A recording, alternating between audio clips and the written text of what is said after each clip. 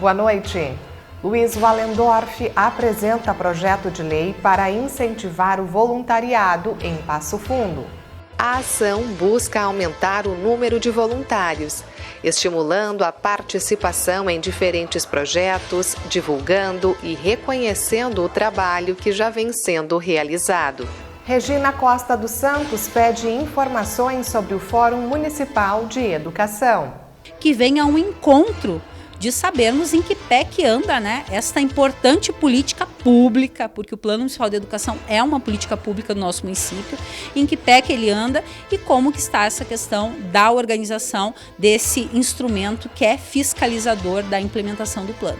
E no segundo bloco você vai saber por que sentimos mais dor nos dias frios. As pessoas costumam ficar mais encolhidas, se movimentam menos, fazem menos exercícios físicos, E isso acaba gerando um grau de rigidez articular e, por consequência, um aumento de dor.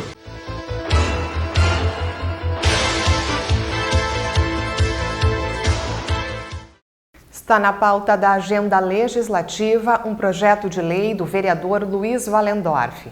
A intenção do parlamentar é instituir a Semana do Voluntariado em Passo Fundo.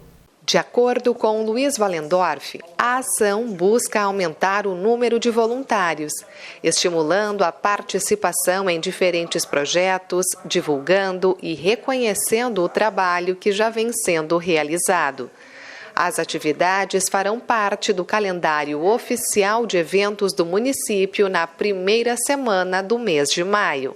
Todos sabem que eu sou do movimento comunitário, fiz muito trabalho voluntário na minha vida. E notei que nos últimos anos o trabalho voluntário começou a não ter mais muita gente como tinha em alguns anos atrás. Então o que nós fizemos? Colocamos aqui na pauta, através de um projeto, para que se crie a Semana do Voluntariado em Passo Fundo. Para discutir o voluntário, para saber quem são os voluntários, para valorizar aquelas pessoas que fazem esse tipo de trabalho voluntário, que fazem de coração, e muitas dessas pessoas não fazem, não botam na rede social, não mostram. Nós queremos dizer o seguinte: mostrem. Vão para a rede social, mostrem o trabalho de vocês para poder incentivar outras pessoas a fazer esse trabalho. Então, o caminho, o pensamento nosso é que nesta semana do voluntariado nós possamos valorizar quem faz isso. Ou seja, CPM de escola, Associação de Moradores, as ONGs, esses grupos que fazem festa de Natal, Páscoa, final de ano. Então, esse trabalho é nesse sentido. O grande expediente do dia 30 de maio veio ao encontro desta proposta e reconheceu ações que já vêm dando resultado. Luiz Wallendorf trouxe como exemplos os grupos Amigos do Bem e a Grande Família. Eu espero que daqui para frente a gente possa estar incentivando mais pessoas, porque tu ajudar o próximo assim é muito importante. E sem contar que ver o sorriso na cara, no rosto de quem precisa, assim, não tem dinheiro que pague, Então a gente espera que outras pessoas possam ver, conhecer o nosso trabalho, daqui a pouco se juntar a nós, daqui a pouco fazer também igual a nós.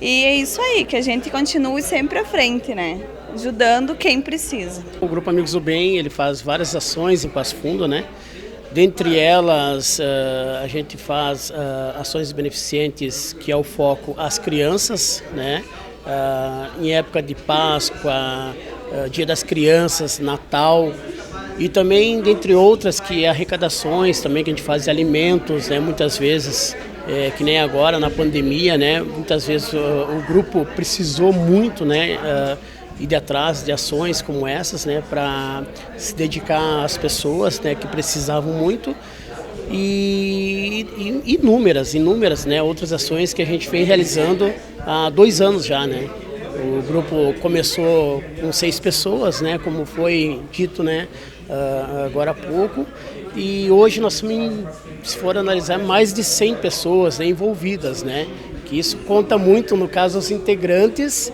e também família, amigos que vêm chegando e vão se envolvendo, Empresários da cidade que também muitos nos ajudam também, Enfim, são muitas pessoas que cada vez mais vêm nos ajudar mas para fazer o bem, né? Ajudar as pessoas que precisam da nossa cidade em momentos de dificuldades, né? Então hoje é um passo maior que nós damos. Nós estamos um passo bem grande, seguindo em frente, aí, vamos trabalhar mais. Nós temos uma ação aí das crianças aí bem grande que está vindo aí. Já contamos com o apoio do Luizinho Wallendorf, do Michel, dos vereadores aqui da Câmara. E a gente vai trabalhar sempre assim, né? Para fazer o bem. O nosso lema já diz do Amigos do Bem, fazer o bem sem olhar a quem. E muito obrigado, Luizinho, por lembrar da gente, por lembrar dos outros grupos voluntariado, que é tudo um 100% voluntário, né? A gente está aí para fazer o bem, né? É esse que é o intuito do Amigos do Bem e dos projetos sociais de Passo Fundo. A gente começou, na verdade, com festas somente no bairro. Nosso bairro que, na época, era um pouco mais... tinha pessoas que mais precisavam. Hoje a gente já faz varal solidário em outros bairros, a gente faz cestas para outros bairros, se junta, inclusive tem um outro grupo que a gente ajuda.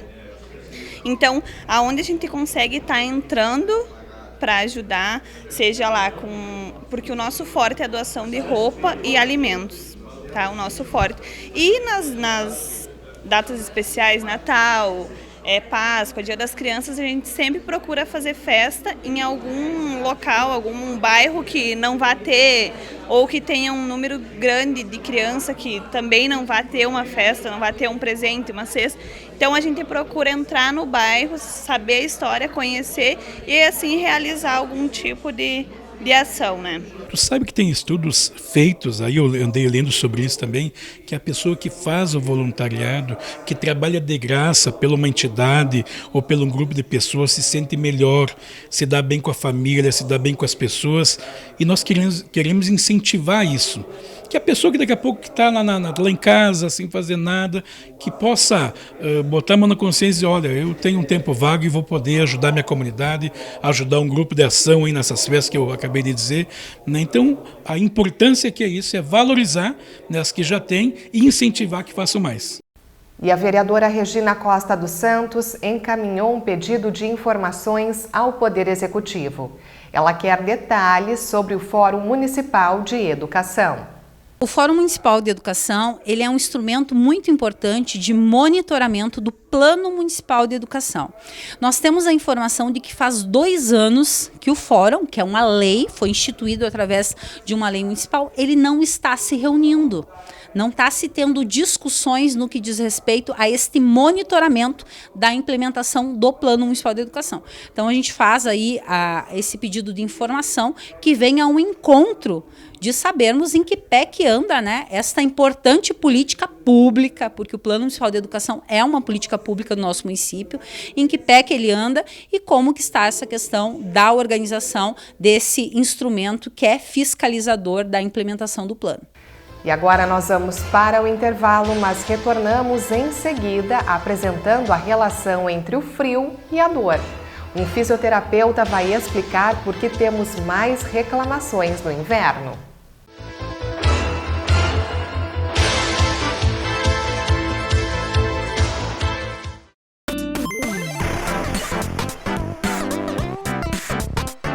Você sabe o que é a questão de ordem? São consideradas questões de ordem todas as dúvidas originadas em plenário sobre a aplicação e a interpretação do regimento interno. Também cabe a questão de ordem para apontar uma irregularidade no andamento dos trabalhos e exigir o cumprimento de determinada disposição regimental. As questões de ordem podem ser solicitadas em qualquer momento da sessão plenária. Elas devem ser levantadas uma a uma de forma clara e sucinta, formuladas com a indicação precisa das disposições constitucionais e regimentais, cuja observância se pretenda elucidar. Cabe ao presidente da Câmara esclarecer as dúvidas levantadas nas questões de ordem. Quando sua decisão não satisfazer o pedido do vereador requerente, este poderá solicitar audiência da Comissão de Constituição e Justiça. Nesse caso, o presidente determinará a leitura do parecer da CCJ para conhecimento do plenário, que resolverá conclusivamente a questão de ordem. As decisões do presidente ou do plenário sobre as questões de ordem serão registradas e deverão ser aplicadas em todos os casos idênticos ocorridos na mesma sessão legislativa. Saúde Brasil apresenta 5 dicas para aumentar o consumo de água. Você tem uma missão: garantir a hidratação com água todos os dias. A água é essencial para a manutenção da vida. Veja 5 dicas para tomar mais água. Dica 1. Faça da água sua melhor amiga e leve-a aonde você for. Assim, sempre vai lembrar de beber um pouco. Dica 2. A água pura ou aromatizada é a melhor opção para a ingestão de líquidos. Pode ser com rodelas de limão, com folhas de hortelã ou com gengibre, por exemplo. Dica 3. O consumo de água na forma de chá e café faz parte da nossa cultura. Experimente não adicionar açúcar ou reduzir a quantidade ao mínimo. Dica 4. Alimentos in natura ou minimamente processados são boas fontes de água. Alguns deles, como frutas e verduras, podem conter mais de 90%.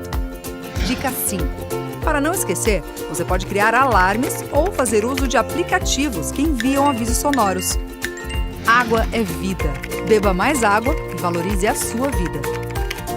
Quer mais dicas? Acesse o site do Saúde Brasil.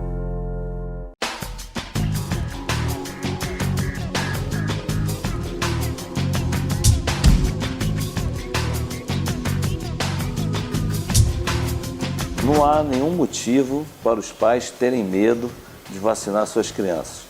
Pelo contrário, eu acho que eles têm que comemorar, muito que existe vacina protegendo seu filho de doenças como a poliomielite, como o sarampo, como a rubéola e outras.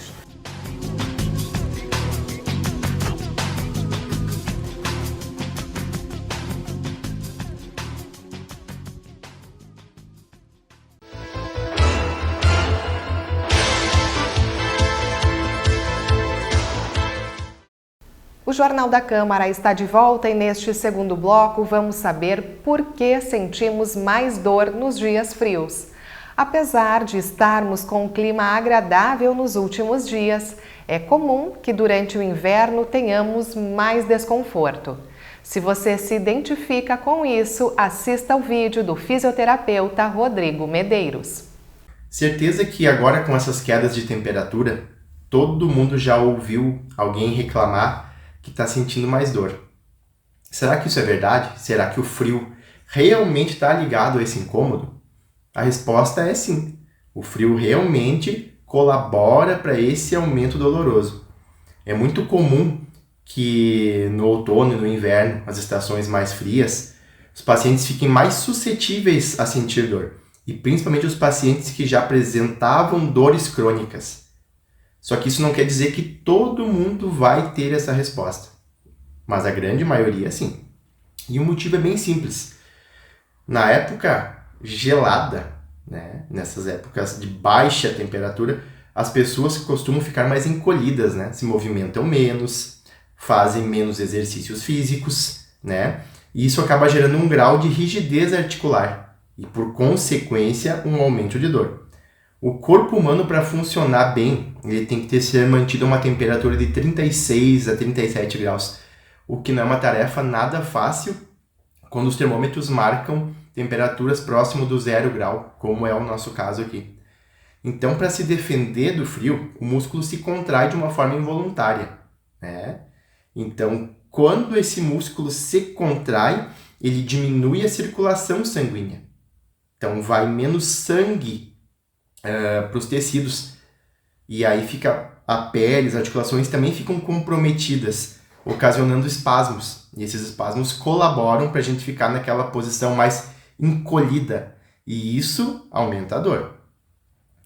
Dá para comparar com o que a gente sente assim quando a gente carrega um peso. 1 quilo não pesa quase nada. Mas segura 1 quilo por um tempão. Vai sentir. Tudo vai começar a doer. E nesse caso, o frio, como dura em média 3 a 4 meses aqui para nós, esses frios, o corpo vai estar sensível a essa variação de temperatura. Um outro fator também é que o líquido sinovial contido dentro das articulações é um líquido que o nosso corpo produz de uma forma natural. Ele fica mais espesso com a queda de temperatura. E também a rigidez, essa falta de exercício, fazem com que ele seja produzido em menor quantidade. E isso torna a gente menos flexível, mais rígidos, aumentando o risco de lesão. E, por consequência, aumentando a sensação de dor, ou seja, ele potencializa. E agora a gente vai falar sobre quem sente mais dor no frio. Quem são os indivíduos que sentem mais dor? Qualquer pessoa pode ter essa sensibilidade, mas é quase certo em pacientes com dores crônicas, né? Pacientes com quadros ortopédicos e reumatológicos, como artrite, artroses em geral, espondilite anquilosante, qualquer doença de coluna, doenças degenerativas de coluna. Então, essas pessoas são as que realmente sentem mais, porque o processo inflamatório nas determinadas regiões do corpo que eles já possuem favorece que elas tenham uma dor de forma geral. O frio só vai piorar isso, mas de uma forma geral a pessoa já tem essa dor. A chegada de menos sangue e menos nutrientes aos músculos e às articulações faz com que essas estruturas fiquem com o metabolismo prejudicado e uma dificuldade ainda maior de combater qualquer processo inflamatório. As pessoas com problemas ortopédicos também sentem mais, porque a temperatura tem efeito sobre os ossos das extremidades, como dos dedos, mãos, cotovelos, braços, pés, tornozelos, joelhos e pernas. Tudo fica mais gelado. Outras pessoas que sofrem muito são as pessoas com fraturas operadas, pessoas com quadros pós-cirúrgicos, com fixações metálicas, pessoas que passaram por artrodese de coluna, ou seja, cirurgias de fixação, costumam referir muita dor com as baixas temperaturas. Isso está bem característico aqui na nossa clínica. O paciente chega com muita dor. Isso acontece porque nessas regiões também as estruturas subjacentes, músculos, tendões, elas são suscetíveis à temperatura do ambiente. A gente às vezes costuma dizer que aquele dia está pesado, que a gente sente que o dia parece que está pesado. As partículas se movimentam com maior velocidade e o nosso corpo sente esses efeitos. A gente sente que realmente alguma coisa não está legal aí. Só deixar bem claro também que o osso não dói, tá? O que dói é a membrana que envolve ele, chamada periósteo, ok? Quando a gente repara uma fratura, um calo ósseo, ele vai ser formado. E a membrana que envolve esse calo ósseo é chamada de periósteo. Ela vai ser reconstruída. Nessa reconstrução, a membrana passa a ter mais receptores sensoriais, que são responsáveis pela percepção da dor. Então vai ficar mais álgica aquela área, vai ficar mais dolorosa. Os exercícios físicos, por exemplo, principalmente os aeróbicos, eles servem para aumentar a temperatura corporal, estimulam a produção de endorfinas e têm um papel importante no controle e na percepção da dor. É como se fosse um remédio natural. Isso ajuda muito, tá? Além do exercício, algumas outras dicas para amenizar as dores no inverno é se agasalhar bem. São coisas que a gente já faz de uma forma geral. Agasalhar extremidades, usar luvas, toucas, botas para proteger as mãos, as orelhas, os pés. Manter o corpo bem aquecido, principalmente as áreas que são afetadas pela dor. Bolsa de água quente pode ajudar, sempre é uma boa opção. Nas regiões delicadas, como o pescoço, quando a pessoa apresenta algum torcicolo, alguma rigidez nesse movimento. Fazer alongamentos durante o dia é bem importante para relaxar, para manter as articulações lubrificadas, ativar a circulação e diminuir essa rigidez articular, que é a vilã de todo esse processo aí. De preferência, não deixar de fazer atividades físicas no frio, porque esse treino vai estimular a produção de neurotransmissores que possuem uma ação anti-inflamatória e analgésica. Por consequência, vão diminuir a dor. Consumir bastante alimentos e bebidas quentes, como sopas, chás, cafés, eles vão conseguir transferir a temperatura para o sangue e aquecer o organismo de dentro para fora. Espero que possa ter esclarecido algumas dúvidas. Nos vemos em breve para falar de algum outro assunto pertinente. E estas foram as informações do Jornal da Câmara desta sexta-feira. Obrigada pela sua audiência, uma ótima noite e um bom fim de semana.